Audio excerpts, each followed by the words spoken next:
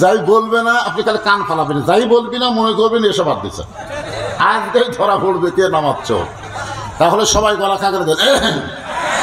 এশার নামাজ বাদ দিয়া যারা, এশার নামাজ বাদ দিয়া যারা ওয়াজ শুনতেছে, তারা লুঙ্গি খুলিয়া মাথায় পাগড়ি পরেছে। আবার ওয়াজ শুনতে শুনতে যারা ফজর বাদ দিবে, লুঙ্গি খুলিয়া তারা পাগড়ি পরিবে। ওয়াজের যতই গুরুত্ব থাক, নামাজের চাইতে ওয়াজের গুরুত্ব কম। এই কারণে আল্লাহ নবী বললেন, আসরের নামাজের পর আমি আমার জীবনের সবচাইতে গুরুত্বপূর্ণ ওয়াজ তোমাদের শোনাবো। আসরের নামাজের আজান দিলেন হযরত বেলাল ইবনে রেবাহ। আল্লাহ রাসূল বলেছেন, কিয়ামত পর্যন্ত দুনিয়াতে যত মুয়াজ্জিন আসবে, এই মুয়াজ্জিনের আজান মুসল্লির কান পর্যন্ত যাইতে পারে, কিন্তু আমার বেলাল যখন আজান দেয়, ওই আজান আল্লাহর আরশ পর্যন্ত পৌঁছে যায়। সাহাবারা বললেন, ইয়া রাসূলুল্লাহ, হযরত বেলালের আজানের এত মাহাত্ম্য কেন? রাসূল বললেন, শোনো, এই বেলালের জন্য আল্লাহ তাআলা কোরআনে একটা আয়াত নাজিল করেছে। আয়াতটাকে বলি, আপনারা শোনেন। আয়াত শেষ হলে আল্লাহু আকবার বলতে হবে। এটা আছেন তো সবাই ইনশাআল্লাহ? আল্লাহ যারা বলবি না, মরার একদিন আগে যান বোবা হয়। আল্লাহু আকবার বলতে মুখ বন্ধ রাখে কে? শয়তান। বড় গান কে রাখে? শয়তান রাখে। তো মরার আগে জবান খুলে রাখবে না তো, কারণ জবান খুললে তো কলমা পড়বে না, আল্লাহ পড়বে। ইন্নাল্লাযীনা ক্বালু রাব্বুনাল্লাহু সুম্মা ইসতাকামু তাতানাজ্জালু আলাইহিমুল মালাইকা আল্লা তাখাফু ওয়া লা তাহজানু ওয়া আবশিরু বিল জান্নাতিল্লাতী কুনতুম তুআদুন।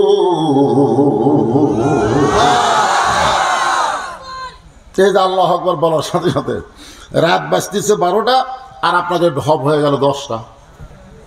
আপনি জানেন, ভিতরের ক্লান্তি ঘুম দূর করবার গেলে তাকবীর ছাড়া উপায় নাই। জোরের কথা ঠিক কিনা ভাই? না,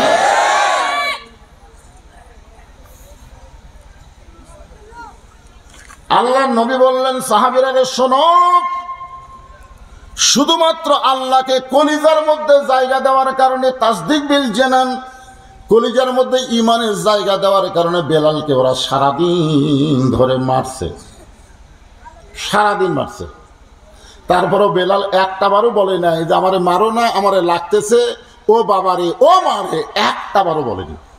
ওরা যতই মারে ততই বেলাল আল্লাহ আল্লাহ আল্লাহ আল্লাহ জিকির করে। সারা রাত মারার পরেও যখন আল্লাহ সরাবার পারেনি, তখন সারা রাত বেলালের বুকের উপর এরা পাথর চাপা দিয়ে রাখছিল। এত বিশাল পাথর যে পাথরের চাপায় বেলাল মরে দেবে, কিন্তু আসলে মরেনি, বরং আল্লাহ আল্লাহ জিকির চলতিছে। হযরত বেলালের জিহ্বা টেনে বের করে এই জিহ্বার মধ্যে কাফেররা পেরেক ঢুকায় দিল, এই পথে ঢুকায় ওই পথে বের করে দিল। আবু বকর বেলালকে মুক্ত করার পরে আল্লাহ নবীর দরবারে যখন হাজির করে, আল্লাহ নবী তাকায় দেখে বেলালের জিহ্বাটা ওই পেরেক মারার কারণে অনেক লম্বা হয়ে মোটা হয়ে মুখের বাহিরে ঝুলতেছে। রাহমাতুল্লিল আলামিন নবী এই দৃশ্য দেখার সাথে সাথে বেলালের জিহ্বা থেকে কাঁটাগুলো টেনে বের করে নবীর জিহ্বার আগা বেলালের জিহ্বার সঙ্গে যখন লাগায় দেয়, সঙ্গে সঙ্গে বেলালের জিহ্বা পূর্বের আকৃতি হয়ে আবার মুখের মধ্যে ঢুকে যায়। আল্লাহ রাসূল বলেন, বেলাল তুমি কি জানো, এই নির্যাতনের পরেও আল্লাহ না ছাড়ার কারণে আল্লাহ তোমার প্রতি এত খুশি। ও আবশিরু বিল জান্নাতিল্লাতী কুনতুম তুআদুন, আল্লাহ তোমার জন্য 8টা জান্নাতের দরজা খুলে দিয়েছে, যে কোনো দরজা দিয়ে তুমি জান্নাতে যেতে পারবে। আপনারা তো সুবহানাল্লাহ বলেন, কিন্তু বেলাল তো সুবহানাল্লাহ কয় না। আল্লাহ রাসূল বলে, বেলাল কি খবর, তুমি খুশিও না? বেলাল বলে, হুজুর মরার পরে আল্লাহ জান্নাত দিবে, কিন্তু বেঁচে থাকতে। আমরা যখন দোয়া করি, আপনারা দোয়া করেন না, রব্বানা আতিনা ফিদ দুনিয়া হাসিনা ওয়া ফিল আখিরাতি হাসানা। বাংলাদেশে হাসিনা মরে গেলে হাসানা কোনোদিনও হবে না।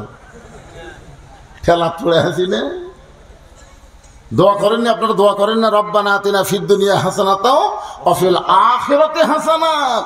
বাংলাদেশ যতদিন সুন্দর না হবে তাদের আখিরাত কোনোদিন সুন্দর হবে না। জোরে করে কথা ঠিক কি না? কোরআনের ওয়াজ শুনবেন আর মানুষের আইন মতো চলবেন, আল্লাহর সাথে ইয়ার কি মারতেছেন? হ্যাঁ জি এটা আচ্ছা ঠিক আছে। চিন্তা করে দেখেন, আমরা ওয়াজ শুনতেছি কার? আল্লাহর কোরআনের। আর বাংলাদেশে আইন মানতেছি কার? কথা কয় না। ওয়াজ শুনবেন আল্লাহর, আইন মানবেন মানুষের, আর মোরা ব্যবসায়ী মুসলমান হয়ে মরবেন। আল্লাহর সাথে ঠাট্টা করা ছাড়া কিছুই না। 5 ওয়াক্ত নামাজ পড়ে না, জুমার দিনে সবার শেষে আগে আর ওটা হ্যাঁ মুসলমান। তুই মুসলমান, তোর 5 ওয়াক্ত কোটি। হুজুর আমি তো জুম্মা পড়ি তাও বলার সাইজ কি? আল্লাহর কোরআনের সাথে মিল আছে। আল্লাহর কোরআনে বলতেছেন ইজা নুদিয়া লিস-সালাতি মিন ইয়াউমিল জুমআ ফাসআউ ইলা যিকরিল্লাহ ফাজারুল বাইন। আচ্ছা বাইয়ের কথা আমি পরে যাচ্ছি, এখানে শুধু এইটুকুই বললাম এই কারণে যে জুমার আজান দেওয়ার সাথে সাথে মসজিদে আসা লাগবে না সবার শেষে আসা লাগবে? কথা বল, সবার শেষে না সাথে সাথে? তা আপনারা যারা জুম্মা পার্টি কখন আসেন? হ্যাঁ খালি দোতলা করতেছে। বাংলাদেশে যত মসজিদ দোতলা করতেছে একটাও 5 ওয়াক্তের জন্য না, একটাও 5 ওয়াক্তের জন্য না, খালি জুম্মা, খালি জুম্মা। আরে পাগলা, রজবের রাতে মেরাজের রাতে আল্লাহ তাআলা নবীকে জুমার নামাজ দেয়নি, শুধু 5 ওয়াক্ত নামাজ দিয়েছে। 5 ওয়াক্ত। এক বক্তা ওয়াজ করছে যে মুসা আলাইহিস সালামের দেখা হলো, আস্তে আস্তে 45 কমে যায় 5 হলো। ওয়াজ করে যখন সবাই চলে যাচ্ছে, যাওয়ার সময় বলতেছে যদি মুসা নবীর সাথে দেখা না হতো তাহলে আমাদের অবস্থা কি হতো? এ কথা বলাতেই আমাদের নবী খাটো হয়ে গেল, মুসা নবী চেতে গেল। এখন কথা ঠিক কিনা? এটা কিন্তু একটা বিশাল ইহুদিদের ষড়যন্ত্র। আমাদের নবীকে খাটো করার বহু কৌশল তারা করতেছে। এখন কথা ঠিক কিনা? হ্যাঁ ভাইয়া, আমরা 50 ওয়াক্ত ওয়াজ শুনবো না, শুনবো 5 ওয়াক্ত। ধরে কোন কয় ওয়াক্ত? কথা বলেন 5 ওয়াক্ত। 24 ঘন্টার মধ্যে 5টা সময় আল্লাহ 5টা নামাজ দিয়েছেন। আসরের নামাজের আজান দিলেন হযরত বেলাল ইবনে রেবাহ। চারিদিক থেকে পঙ্গপালের মতন সাহাবীরা দৌড়ে দৌড়ে আসতেছে, কারণ নবীর জীবনের সবচাইতে গুরুত্বপূর্ণ ওয়াজ শোনাবে। সুবহানাল্লাহ। যত আগে বসবো নবীর ওয়াজ তত ভালো বুঝবো, নবীকে দেখবো এবং শুনবো। জোরে কোন সুবহানাল্লাহ। শেষে বসলে তো কাম হবে না। তখন নবীর সাহাবীর সংখ্যা ছিল 1.25 লক্ষ। জোরে কোন সুবহানাল্লাহ। কত সাহাবী? 1.25 লক্ষ সাহাবী।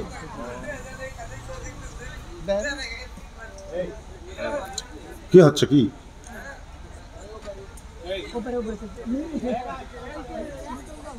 না না, মাহফিলের ভলেন্টিয়ার নাই। এত রাত্রে আমি দেখলাম, দেখেন আমাকে রাখছিলেন আপনারা, ওই জায়গাটা হইচই হলো। কিসের হইচই? হুজুরকে খাওয়া দাওয়ালে হইচই। আল ইনসানু আশরাফুল মখলুকাত, মানুষ হচ্ছে সমস্ত সৃষ্টির সেরা। এই মানুষের সৃষ্টি সম্পর্কে কথা বলতে গিয়ে আল্লাহ 4টা শপথ করছে। ধরে এখন কয় শপথ?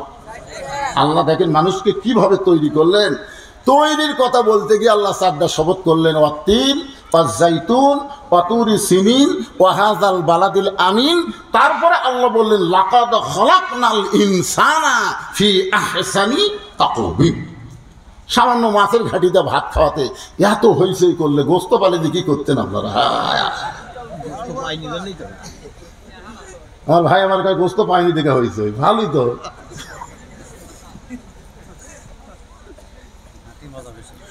এখন পর্যন্ত যে ছেলেরা রাস্তায় চিল্লাচিল্লি করে, আমার এলাকার মুরগি হাঁস হেরালে সন্ধ্যার সময় মেয়ে মানুষ ঘরাত লাইট দেখে সন্ধ্যার সময় যে মুরগি হাঁস ঠিক মতো আলোকে না দেখে, তো সব ঢুকেছে কিন্তু এক মোরগ ঢোকেনি। মেয়ে মানুষ চিন্তা করে কে আমার মোরগ কার পিমত করলো। 3-4 বাড়ির যে লাইট দিয়ে ঘুরতেছে, কে রে আমাকে মোরগ তো পাচ্ছি না, তোমাকে ঘরাত ঢুকছে নাকি? পরে দেখে একটা মুরগির সাথে কটকট কটকট কটকট করতেছে। তখন মোরগ খপ করে ধরে বলতে আমার ঘরাত মুরগি নাই। এই মোরগ কে করিস কে, আমার ঘরাত মুরগি নাই। দেখছেন সন্ধ্যার সময় মুরগি না থাকলে মাথা পাগল হয়ে যায়, খুঁজে খুঁজে নিয়ে আসে। সন্ধ্যার সময় গরু ছাগল যদি গোয়াল ঘরে না ওঠে মরদ মানুষ পাগল হয়ে যায়, আমার গরু গেল কোথায়, ছাগল গেল কোথায়, খালি খুঁজতেছে সন্ধ্যার সময় না ফেলে। আর এত রাত হয়ে গেল, তোমার আইডিয়া কোথায় গেল, তোমার ছেলে কোথায় গেল, তুমি বাবা মা হিসাবে খোঁজার দরকার আছে না নাই? জোরে কোন আছে না নাই? কোরআনের মাহফিলে বসলো ভালো সন্তান, আর যারা খারাপ তারা তো এর মধ্যে ঢুকবে না, খালি বেড়া খালি ঘুরঘুর ঘুরঘুর করবি। ভিতরে আসো, বসো। আজকে রজব সম্পর্কে, মেরাজ সম্পর্কে, নামাজ সম্পর্কে আলোচনা হবে, ঠিক কিনা বলে? হ্যাঁ। চারিদিক থেকে সাহাবীরা পঙ্গপালের মতন মসজিদের মধ্যে ঢুকতেছে। এখানে একটা জিনিস আপনারা খেয়াল করবেন, আজান দেওয়ার আগে কিন্তু মুয়াজ্জিন ছাড়া মুসল্লি মসজিদে ঢোকা যাবে। এখানে ফতোয়াটা খেয়াল করবেন, আজান দেওয়ার আগে ইল্লা মুয়াজ্জিন, শুধু মুয়াজ্জিন মসজিদে ঢুকবে, আর আজান দেওয়ার পরে মুসল্লিরা মসজিদে ঢুকতে হবে। যে যত আগে ঢুকবে তার আমল নামায় তত সওয়াব দেওয়া হবে। জরিকান সুবহানাল্লাহ। ইমাম গাজ্জালী একটা অঙ্ক করে বলেছেন যে আজান দেওয়ার প্রথম 3 মিনিটের মধ্যে যারা মসজিদে পা দিবে আল্লাহ তাদের আমল নামায় একটা উট কুরবানি সওয়াব দিবে। সুবহানাল্লাহ কয় না? মানে 3 মিনিটে ঢোকে না তো, সুবহানাল্লাহ কিভাবে কয়? আজান দেওয়ার 5 মিনিটের মধ্যে যারা মসজিদে ঢুকবে আল্লাহ রাস্তায় একটা গরু কুরবানি সওয়াব আল্লাহ দিবে। আজান দেওয়ার 10 মিনিটের মধ্যে যারা মসজিদে ঢুকবে একটা ছাগল দুম্বা কুরবানি সওয়াব তার আমল নামায় দেওয়া হবে। এমনকি মুয়াজ্জিন যখন আকামত দিবে এমন সময় যদি কোনো মুসল্লি ঢোকে আল্লাহ তাকে সওয়াব থেকে বঞ্চিত করবে না, একটা মুরগি ডিম দানের সওয়াব আল্লাহ দিবে। কিন্তু আজান দেওয়ার আগে কেউ যদি ঢোকে তাহলে তার নামাজ হবে কিন্তু সওয়াব থেকে বঞ্চিত হবে। এখন আপনারা বলেন আজান দেওয়ার আগে ঢুকবেন না পরে ঢুকবেন? কথা হয় না। দেখবেন যে মুসল্লি আজান দেওয়ার আগে ঢুকবে ওই খালি মুয়াজ্জিন আর ইমামের দোষ খুঁজবে। দেখবেন কেউ যদি আপনাদের মসজিদে ঢোকে ওর একই কাম হলো মুয়াজ্জিনের দোষ খোঁজা। ওই মাঝে মাঝে টাইসেনকার লোক তেরে মুয়াজ্জিন এই টাইসের মধ্যে ধুলে কেন নিয়ে, আরে